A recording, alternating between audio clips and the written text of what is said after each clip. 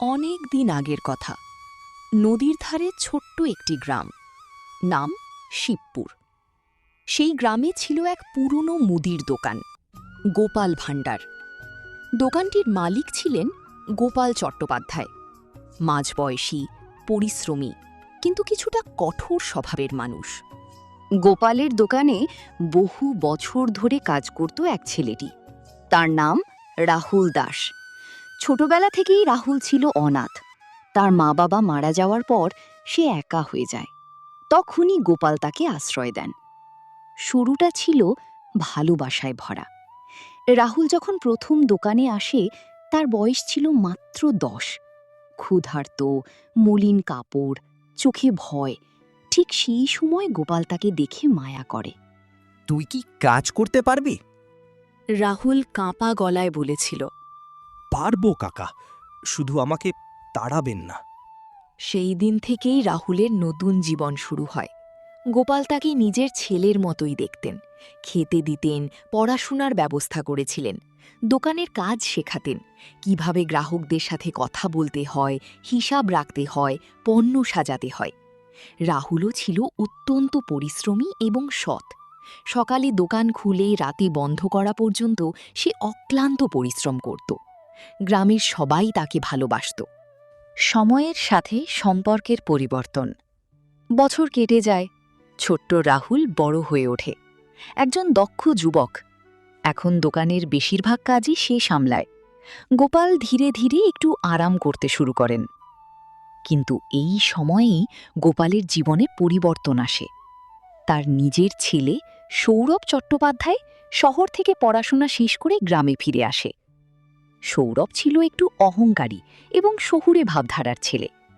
সে গ্রামে এসে দোকানের পুরনো পদ্ধতি দেখে বিরক্ত হয়। বাবা, এই দোকান এভাবে চলবে না, সব আধুনিক করতে হবে, সে বলেছিল। গোপাল ছেলের কথায় ধীরে ধীরে প্রভাবিত হতে শুরু করেন। সন্দেহের বীজ।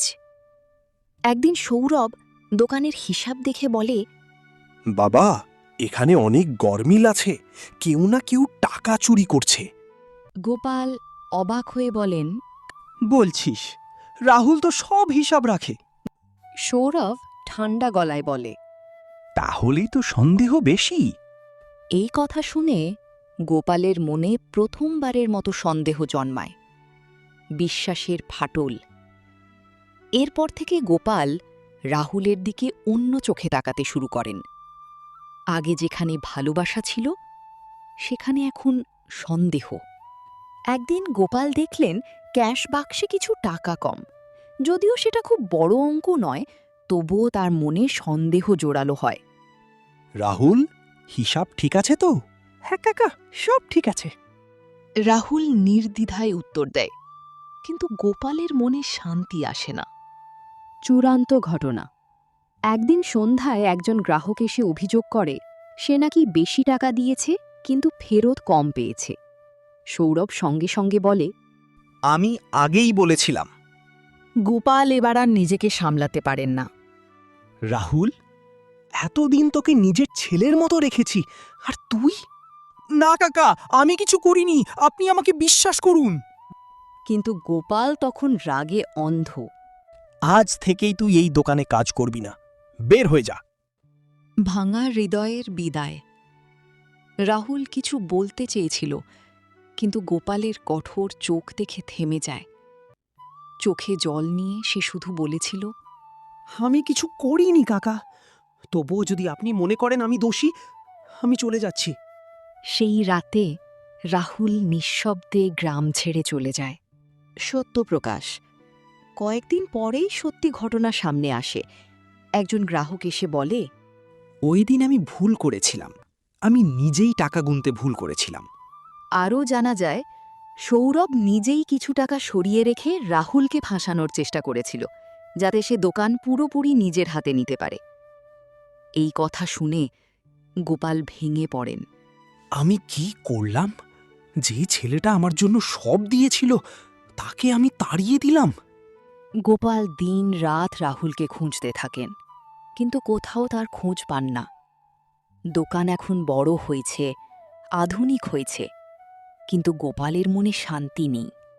প্রতিদিন তিনি দোকানের এক কোণে বসে থাকেন, যেখানে রাহুল বসে হিসাব লিখত। তুই ফিরে আয় রাহুল, আমি ভুল করেছি। এটাই তার একমাত্র প্রার্থনা। বহু বছর পরে একদিন শহরে গোপাল একটি বড় দোকান দেখতে যান। দোকানের নাম রাহুল স্টোর। তিনি ভিতরে ঢুকে অবাক হয়ে যান। সামনে দাঁড়িয়ে আছে একজন সফল ব্যবসায়ী, রাহুল। রাহুল গোপালকে দেখে চুপ করে যায়। গোপাল কাঁপা গলায় বলেন, আমাকে ক্ষমা করবি? রাহুল কিছুক্ষণ চুপ থেকে বলে, আপনি আমাকে আশ্রয় দিয়েছিলেন, সব শিখিয়েছিলেন। আজ আমি যা হয়েছি আপনার জন্যই। কিন্তু সেদিন আপনি আমাকে বিশ্বাস করেননি। গোপালের চোখে জল। আমি জানি আমি বড় ভুল করেছি। রাহুল ধীরে বলে, আমি আপনাকে ক্ষমা করেছি অনেক আগেই, কিন্তু সেই বিশ্বাস আর ফিরবে না কাকা। শেষ কথা। গোপাল ফিরে আসেন, মন ভাঙা, কিন্তু একটা শিক্ষা নিয়ে। বিশ্বাস একবার ভাঙলে তা আর কখনো আগের মতো হয় না। নৈতিক শিক্ষা। অন্ধবিশ্বাস যেমন বিপজ্জনক, তেমনি অকারণ সন্দেহ সম্পর্ক ধ্বংস করে। যাকে আমরা ভালোবাসি তাকে বিশ্বাস করাও আমাদের দায়িত্ব।